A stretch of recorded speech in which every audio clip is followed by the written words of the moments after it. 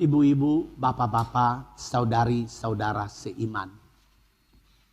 Tuhan Yesus itu sangat mengerti dan sangat memahami energi yang ada di dalam dirinya. Dia sangat menyadari sumber daya yang ada padanya.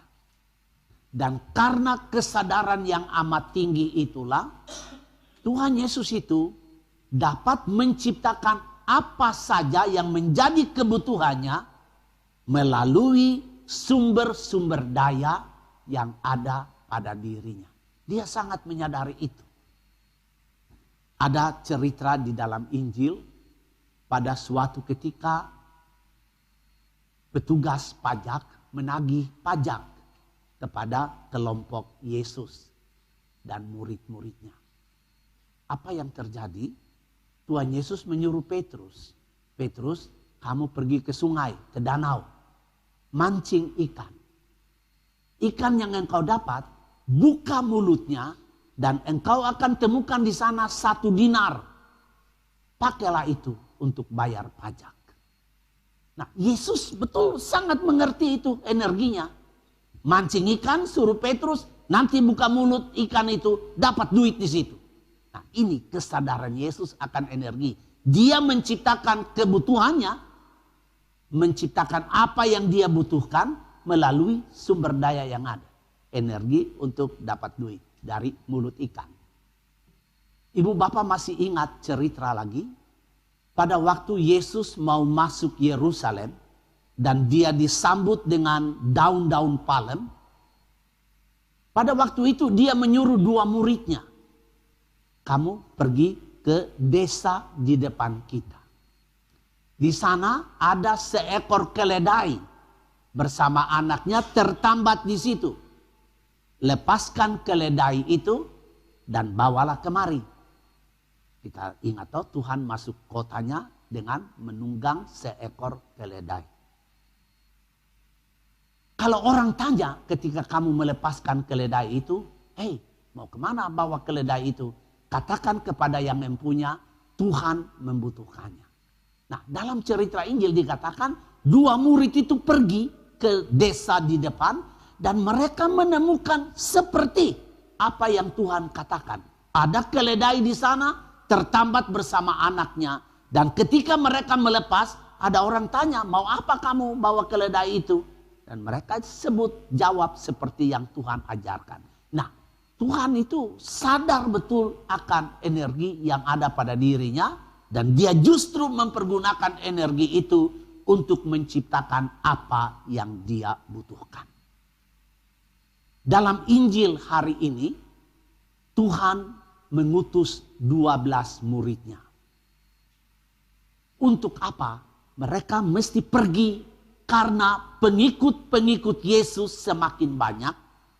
Maka dia mengutus rasul-rasul supaya menjadi pemimpin komunitas.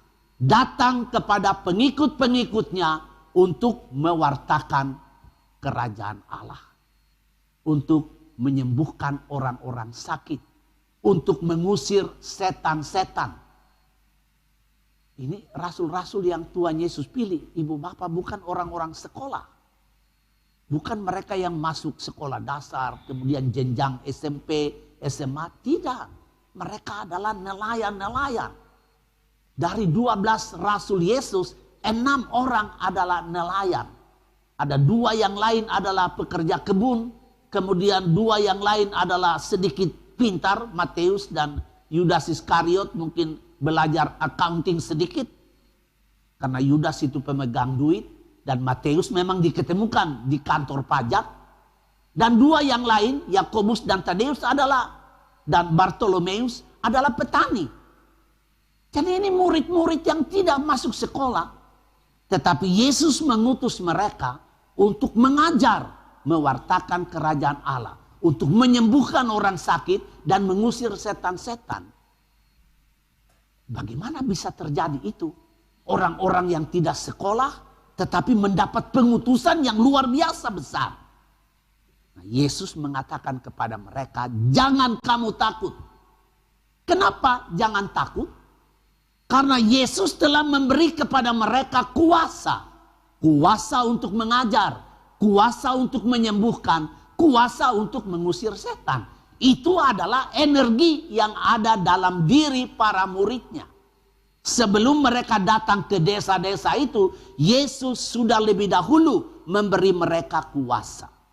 Nah, dia katakan kepada mereka, jangan takut. Pakailah kuasa yang saya sudah berikan kepada kamu untuk melaksanakan tugas pengutusan itu. Itu yang Tuhan maksud dengan jangan takut. Dia sudah membekali manusia. Dia sudah membekali para murid dengan kuasa-kuasa yang layak. Dan dia katakan, pakailah sumber daya itu untuk membaca keadaan. Sebelum kamu datang ke desa itu, kamu harus tahu keadaan desa itu seperti apa. Saya sudah beritahu, beri kamu kuasa untuk itu. Saya memberi kamu kuasa untuk hidup sebagai orang bijaksana. Pakailah kuasa itu. Saya memberi kamu juga kuasa untuk menjadi orang yang tulus. Dia katakan kepada para murid, cerdiklah seperti ular, tuluslah seperti merpati. Ini adalah bekal, modal. Nah, Tuhan berkata, pakailah itu untuk melaksanakan tugas-tugas kerasulan. Oleh karena itu, dia katakan sampai 3 kali, kamu tidak perlu takut.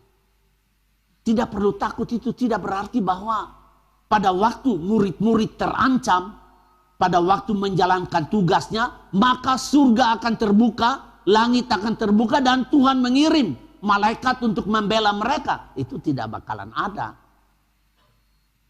Jangan takut tidak berarti bahwa pada waktu murid-murid terdesak, maka akan ada pengawalan dari surga. Juga tidak. Justru Yesus katakan jangan takut karena dia sudah memberi kuasa. Dia sudah memberi energi. Pakailah sumber daya itu untuk melaksanakan tugas-tugas.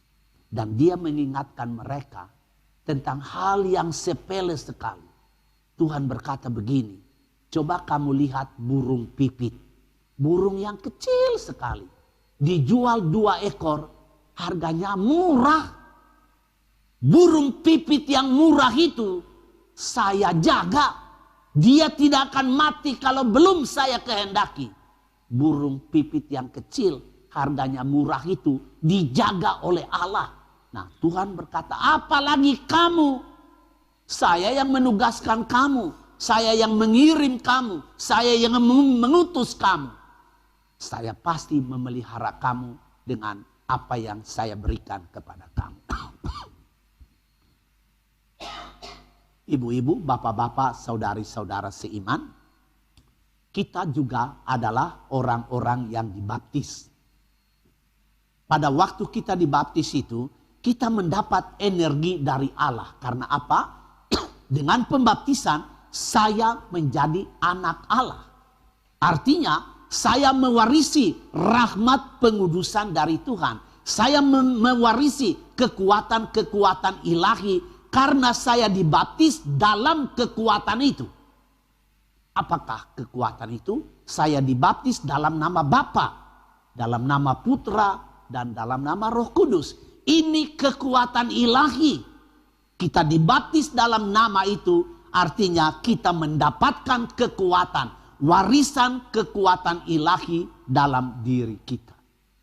Nah, ibu bapak, dalam perjalanan hidup kita ada banyak sekali peristiwa, ada banyak sekali kejadian, ada banyak sekali situasi yang membuat kita takut, yang membuat kita cemas, yang membuat kita merasa khawatir. Umpamanya kita dapat sakit yang tiba-tiba kita tidak mengerti, tiba-tiba saja ada sakit itu. Atau kita mendapat sakit yang berbahaya sekali. Tidak pernah sakit, tiba-tiba muncul satu penyakit yang amat berbahaya. Sulit sekali mendapatkan obatnya. Atau kita terlilit dengan masalah-masalah ekonomi. Atau terlilit dengan masalah-masalah rumah tangga. Masalah hubungan antara orang tua dengan anak. Anak dengan orang tua. Masalah suami istri. Masalah kesehatan. Ada banyak sekali peristiwa dalam hidup yang akan membuat kita cemas. takut. Bahkan kita merasa nyawa kita juga terancam. Nah, ibu bapak, pada saat ini, pada saat itu, ingatlah kata-kata Yesus hari ini. Jangan takut. Jangan takut. Bukan karena Tuhan akan datang memegang bagian kita yang sakit dan dia meniup begitu, oke, sembuh. Tidak.